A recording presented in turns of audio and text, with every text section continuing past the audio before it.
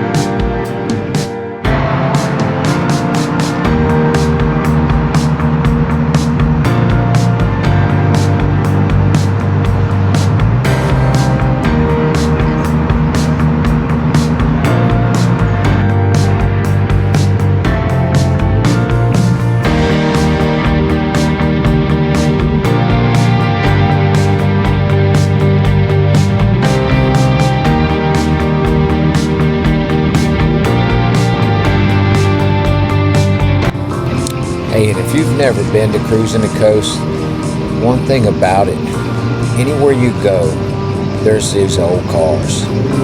Every parking lot is a car show compared to anywhere else. So if you can make it, man, get down there and have a good time.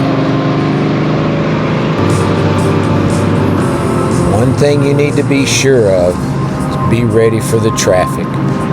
The traffic can get thick and it can hold you up and you can sit in it for a while. So make sure that your ride will stay cool when it's hot. Thank you so much for watching. Appreciate it greatly. If you could like, subscribe, comment, that would be great. So everybody, I hope you enjoyed it. Have a great day.